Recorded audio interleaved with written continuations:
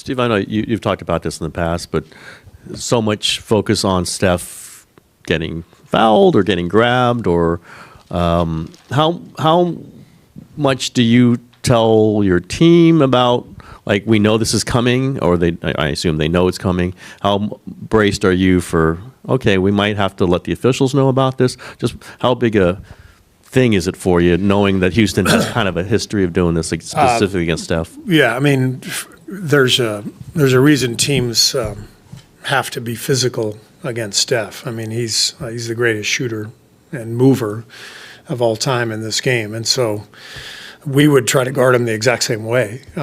Everybody's going to try to put their best athletes on him, be physical with him. The game this year in general, in the NBA game, is more physical. They're letting more stuff go, and that's all part of the equation. It's not anything we worry about, or we just talk about it. Like, here's our strategy. Here's how they're going to guard us. Ime basically said it after the last game. We're going to foul, and they can't call all of them. And that's there's a long history of that in the NBA. When you go back to Chuck Daly, Pat Riley, there's truth to that. The refs can't call every foul. And by the way, we're a very physical team too. And we've been very good defensively in the playoffs by playing a physical game. So I welcome all of that. The series will unfold, and teams will complain about the officiating. We will, they will. It's all part of it. You've been keen on the past as far as not defending without fouling, but I mean, do you relay that message as far as physicality, make the refs adjust to us also, just like the Rockets are going to make the refs adjust to them? Our message, we don't really message that. What we teach is defend without fouling, and the way you teach that is you work on the technique. No reach. You have to show your hands in the modern NBA, because if you do that, the offensive guy grabs your arm, and we haven't figured that out yet as a league to just call that an offensive foul. So until we do, we got to teach our guys, to show their hands, and everyone around the league has to do the same thing.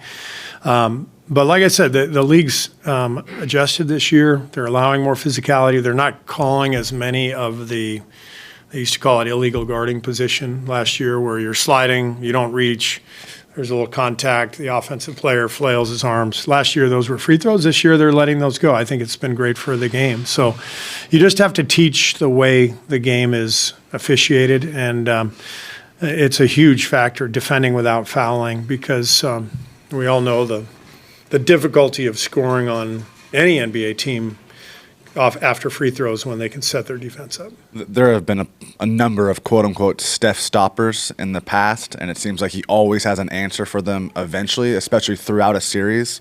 What makes him so great at adjusting to that and learning within a series like this? Well, it's his ability both on and off the ball that separates him from any player who's ever played that position, any shooter. There's never been anybody who can shoot like Steph does, off the dribble, off pin downs, in transition, every which way. And so there's a fluidity and a motion and a beauty to Steph's game that comes from understanding the movement and the spacing on the court, and coordinating that spacing with his teammates. And if he does that well in concert with his teammates, he's going to get some openings. And with Steph, all it takes is one to get him going. Hi, Steve.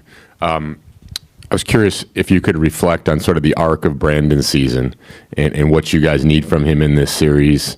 Obviously started slowly, had his injuries, and then really came on the last couple months. And I was just looking at his log the last few weeks. I mean, huge games against the Lakers and the Nuggets, good game against the Clippers on Sunday, and then obviously didn't play that well Tuesday. I'm curious how he's evolved this season and what you need from him in this series. Yeah, I just think development is never linear for anybody. It's there's always dips and ebbs and flows, however you want to describe it. And I think what happened with Brandon early on is we were loaded roster-wise with a lot of guys who could play. DeAnthony Melton was going to be our starting two guard, and was fantastic in that role, and then obviously tore his ACL. But we had so many guys who could play that it was hard for Brandon and hard for us, frankly, to really just say, here's 30 minutes. And, he had to earn that. And early in the season, I think he was pressing. So he really was missing shots, getting frustrated, and not flourishing in the stuff that he does, which is to read the game and kind of run through closeouts and move the ball. And we were trying to play him directly on the ball quite a bit because we lost Chris Paul, so Brandon became our backup point guard. And I think that role is tougher than the one of being a combo guard and playing off the ball and making plays as a secondary ball handler instead of the primary one. So all of that was part of the adjustment. When we made the trade for Jimmy, everything changed. It clarified his spot in the starting lineup. He is the secondary ball handler when Jimmy's out there and Steph's not, which is a perfect role for him. He can handle it, get it to Jimmy. Jimmy creates the advantage. Now all of a sudden, pass to the weak side, Brandon's running right through the catch, getting to the rim, making plays. So a different role because of different personnel. And once he found his stride, the jump shot followed. Steve, I know you had stressed a couple games ago just the need for getting those loose balls, getting those balls off, keeping them off the offensive glass. Did you see improvements Tuesday night? It seemed like you guys won some of those loose balls and some of those rebounds. But again, probably that will be a priority. Be a huge factor. Okay. Yeah, in this series. Houston's one of the best offensive rebounding teams in the league. They're very athletic. They're good at getting loose balls. We have to have that same mentality that we had against Memphis. We got away from that against the Clippers. For whatever reason, we were not attacking the loose balls and the long rebounds, and that's a must in this series. In this series, you've got Steven Adams and Draymond have a history. Dylan Brooks has a history with you guys. Tari Eason has a history. When there are all these tensions bubbling in a series that's probably going to be very, competitive, do you have to have a strategy in terms of discipline, mentality? I think it's more than anything, it's the reminder that, poise and composure is going to play a huge role in this. I think that's maybe the number one factor for me of getting the 4 days before game one. We have been in a sprint since the Miami road trip, which was at least 3 weeks ago. From that road trip on, we have not been able to get our feet on the ground, just the way the schedule has unfolded and the importance of each game. I feel like winning that Memphis game allowed us to get our feet on the ground. 4 straight days at home. I think Draymond in particular will be rested and ready, and he needed that, frankly. The frustration that I saw with him the last few games as we're fighting like crazy and he's playing the 5, battling Zubats, battling Şengün, battling, Jokic, you name it. The emotion and the energy Draymond has to put forth is incredibly draining. And when he's tired, when he's fatigued, that's when he's most vulnerable, frankly. And he knows that. He and I have talked about it. So the rest, the preparation that's going into this, I think will help all of us be composed and poised because that's what it takes in the playoffs. Steve, early this season when you were playing everybody, you were a big proponent of pace. You wanted the team to play at a certain speed. And since Jimmy's come aboard, it's almost like you guys have 2 different identities out there. What are the pros and cons of having a team that can play both speeds or that kind of has to play at both speeds? Well, I look at it as our new identity. It's not 2 separate identities. It's the combination of the ISO and the movement. And when you look at the numbers, our pace hasn't really dramatically changed since we got Jimmy. Our passes per game are about the same. Our assist totals are about the same. So what's different is how we're generating the advantage. You know, every team tries to generate an advantage offensively. With most teams, it's high pick and roll with your best player. We do a lot of that with Steph. With Jimmy, it's ISO. So we've become an ISO team to generate the advantage. But the beauty of it is Jimmy's such a good passer and reader that once he generates the advantage and moves it, now everything we've been doing for 10 years kicks in, and that's when the movement starts. And that's where Guy is amazing, and Gary, and they feel it and they read it, and they're constantly screening for Steph and trying to get him open. And so it's a new identity, but it's really very similar to what we have done for years, because it feeds into that once we play off of Jimmy's ISO.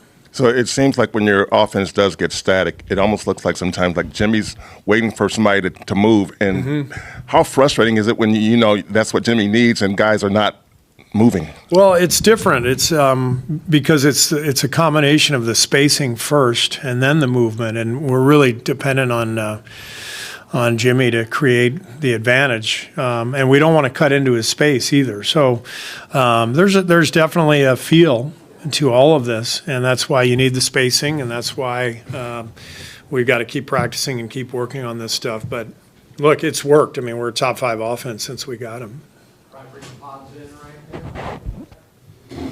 Thank you. Did your favorite day of the year live up to that? Awesome. Yeah.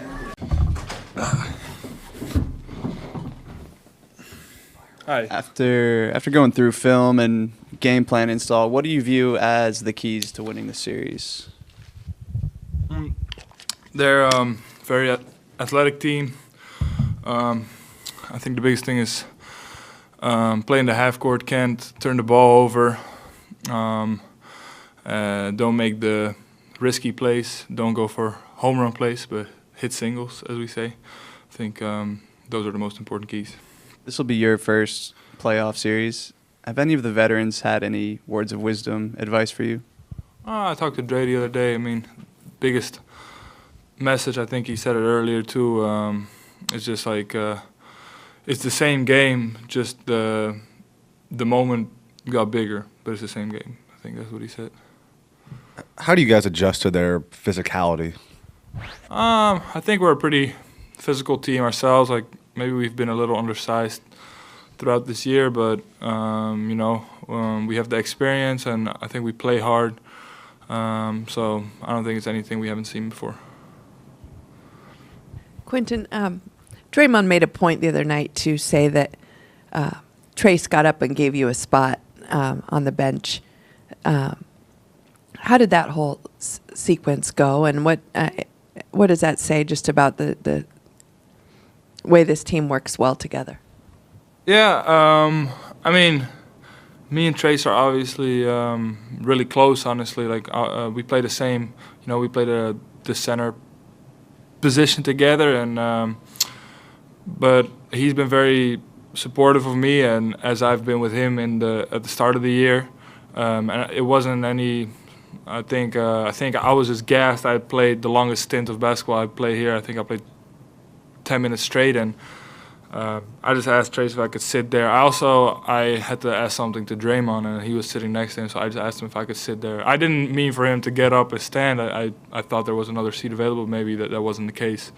But yeah, I don't think it was anything crazy. But yeah, it's just, I mean, we're a very united team, I feel like, and we kind of do those things for each other sometimes. When it comes to rebounding, these last couple games, you guys have had a big deficit in the rebounding. How much is that just hustle and going for loose balls and crashing the boards, some of the basics to make sure that you can corral some of those key rebounds? Yeah, I think it came from the Clippers game. Though that game we lost, and I think we left some 50-50 balls on the table, also including myself. So after that game, the main emphasis was just, get on the floor, box out your guy, and go after every ball. And I thought our last game, especially, we did a really good job, and you see it in the results. Quentin, Brandon obviously never lacks confidence, but it seems like he's played even better. He's played much better, clearly, the last month or two. Have you seen any added confidence or any just sort of how this stretch, how he's sort of handled this stretch and what it says about where his role going forward in this playoffs? Yeah, I mean, he's played amazing, I think. I think the biggest thing is he's not doubting his decisions on the floor. Beforehand, like every shot that was open, he would kind of overthink it. Should I shoot it? Should I drive it? And now everything he does is just decisive. Either he drives the ball, he passes the one more, or he shoots it. And he's been shooting it really well. I mean, I've seen him in the gym. He puts in a lot of hours. Yeah, he's been playing really well for us. And besides that, I think he's a really good defensive player for us, taking a lot of charges. So, yeah, he's just been great. You use the word decisive. Is that something you guys talk about? I mean, as young players in this setting with 3 future Hall of Famers, is it hard sometimes to be decisive, or how do you kind of get through it? Sure, because you might have an open shot, but you're also on the court with Steph Curry, you know what I'm saying, and Jimmy and all these guys. So we have to find our balance to look for our own and then also play with those guys. But sometimes the best way to help those guys is to also look for yourself. Like, you got to be a threat out there. And if you always are looking for Steph or Jimmy or Draymond to pass the ball to, it kind of stops the offense. So for him to shoot the ball like that, like he's been doing, I think it opens up the floor, and it opens up the floor for Jimmy and Steph. Quentin, you're someone who enjoys showing some emotion, having some fun with the crowd, and Guy Santos is like that too. We saw how he was with his big three-point play last game. What can you say about the energy that he brings to the floor and the way that you guys feed off of that as well? Maybe me and Guy were just international, you know. We're a little different upbringing. Like, I mean, you need it, and Steph is probably, you know, he does it too in his own way, how he gets the crowd involved, and me and Guy are more so just, we don't have that swagger, but we're just raw energy out there, you know. And I think you need some of that, especially, you know. And then for Guy, sometimes it's in shorter stints, and the way he came in Memphis and grabbed 2 offensive rebounds that, you know, those weren't rebounds that belonged to him, but he just forced his way in there. And, you know, maybe I'll make a shot or do something. Like, I think it's important you have some guys that play with some emotion and get the crowd involved. When it comes to playing against Houston, a lot's been made of their physicality. But when it comes to how they guard Steph, are they more physical than other teams, or is that just kind of how almost every team tries to guard Steph? What do you think about just how much they grab or physical with them? I mean, I've played with Steph now throughout the season, and I think I've never seen a guy being guarded like that by everybody. But what I think they do have is the size and athleticism to back up that aggressive play. I mean, but I will. What I do know is that they're not going to hold Steph to 3 points again. I know that for a fact. So it's nothing he hasn't seen before, and he'll be up for the challenge. Thank you. Thank you, guys. Thanks, Raymond. Series Preview, Warriors vs. Rockets, April 20th, 2025. The Golden State Warriors are undefeated in playoff series against the Houston Rockets under the trio of Steve Kerr, Stephen Curry, and Draymond Green, a perfect 4-0. Now they're set to meet Houston once again, this time in the Western Conference quarterfinals, tipping off Sunday night in Houston at 6:30 p.m. Pacific Standard Time. How we got here. The 7th-seeded Warriors enter the playoffs as one of the league's most dangerous teams. Since acquiring Jimmy Butler III, Golden State has gone 24-7, the third-best record in the NBA over that stretch. They secured their spot in the playoffs by edging out the Grizzlies in a tight play-in battle, winning 121-116 behind a combined 75 points from Butler and Curry. The second-seeded Rockets clinched home court advantage well before the end of the season and still chose to play their starters in the regular season finale, sending a message. With 52 wins, Houston is back in the playoffs for the first time since 2019 and did it with the youngest core in franchise history to hit that milestone. Their average age? Just 24.8 years old. This marks the 5th playoff meeting between the Rockets and Warriors over the past 10 years. Golden State has won all 4 previous series.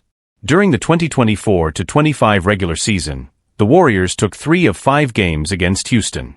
3 storylines to watch. 1. Rising youth versus proven champions. What makes this 2 versus 7 matchup so compelling is how narrow the gap really is. Only 4 wins separate these two teams in the standings, much closer than the typical gulf between a 2nd and 7th seed. While the Eastern Conference has the battle-tested Celtics facing off against a young Orlando squad, in the West, it's the lower-seeded Warriors who bring the playoff pedigree. Golden State's core, Curry, Green, and Kerr, has won 4 championships, and now they've added Jimmy Butler, bringing the total to 21 combined All-Star appearances. On the other side, Houston has just 1 All-Star selection this year, Alperen Sengun. Still, the Rockets aren't short on tough-minded veterans. Fred VanVleet, an NBA champion, and Dillon Brooks, a fierce defender, bring the kind of playoff experience Houston will need to lean on against this battle-hardened Warriors squad. 2. The rebounding war. Houston's biggest strength? Owning the glass. They lead the league in both total rebounds per game, 48.5, and offensive rebounds per game, 14.6, which is translated directly into scoring, topping the league in second chance points, 18.1 per game.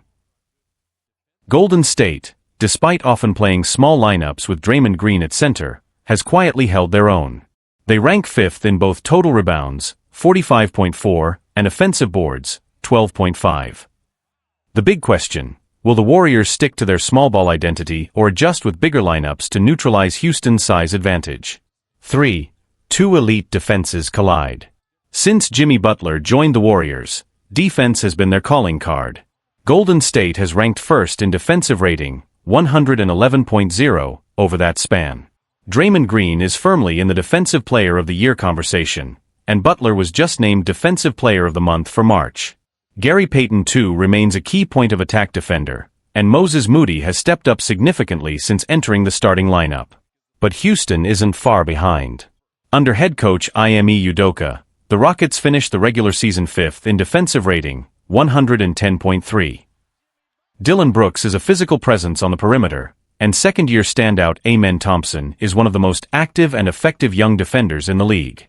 Scouting the Rockets, what Golden State should expect. The Rockets have built their success on depth, rebounding, defense, and an identity shaped by Ime Udoka, a coach who took Boston to the NBA Finals in his first season. This Houston team may be young, but they play with structure, purpose, and edge. Alperen Sengun anchors their offense and does it all: scoring, rebounding, facilitating.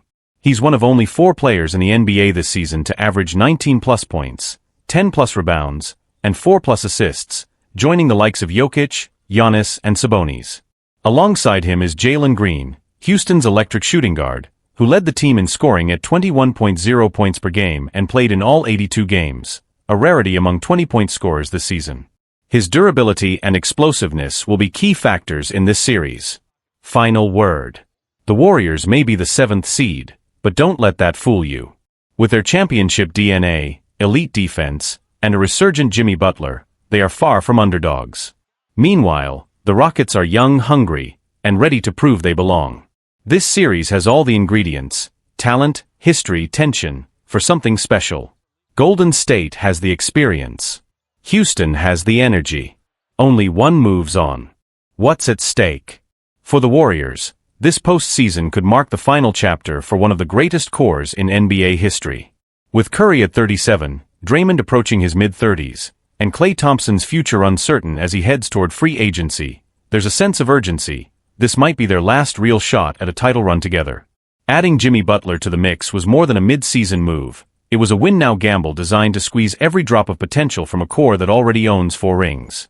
The stakes are different, but just as high for Houston.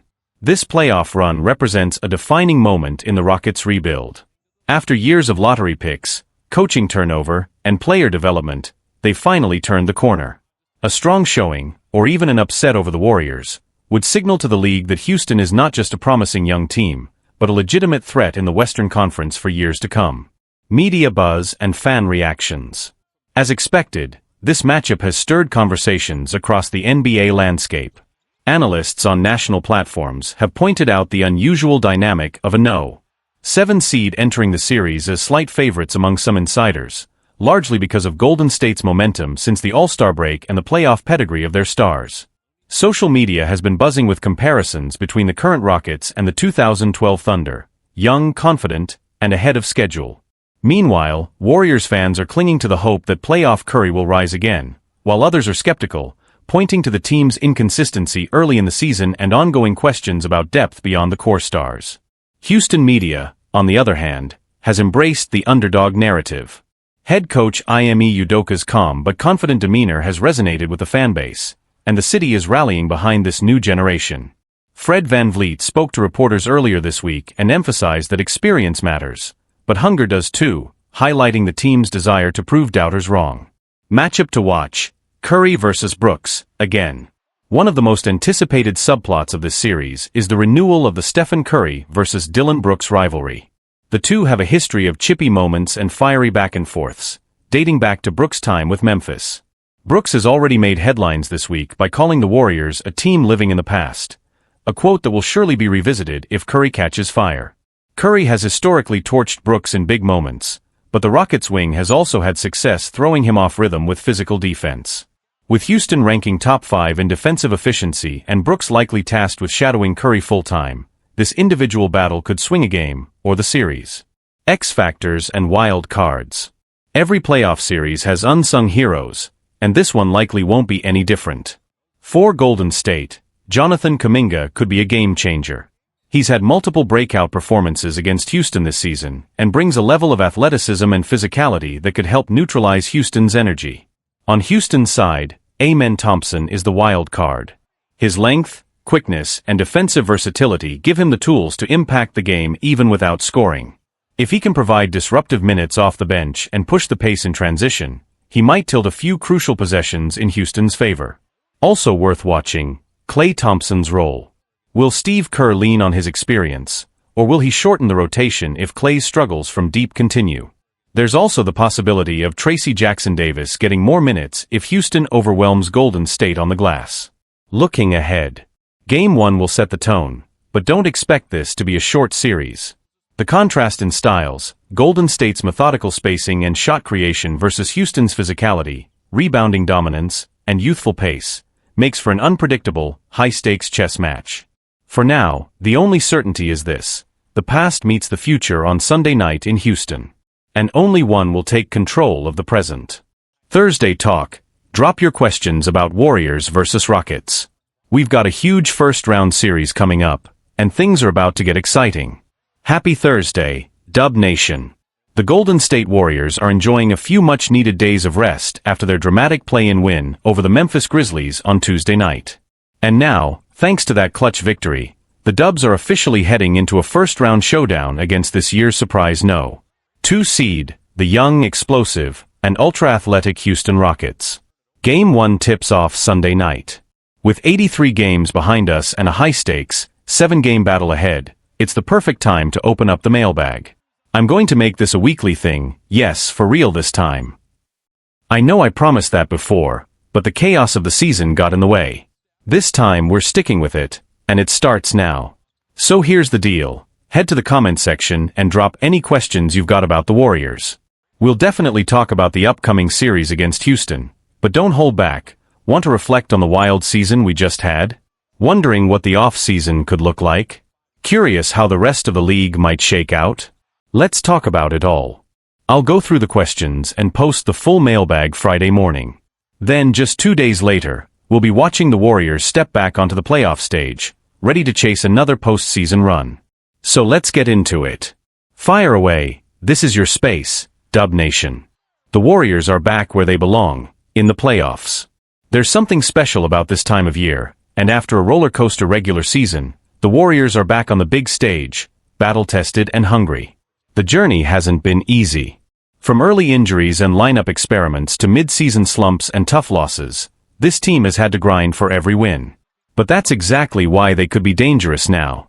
The play-in game against Memphis showed us a lot. Steph still has that killer instinct. Draymond can flip the switch defensively when it matters most. And the team's younger core, especially Brandon Podziemski and Jonathan Kuminga, isn't afraid of the moment.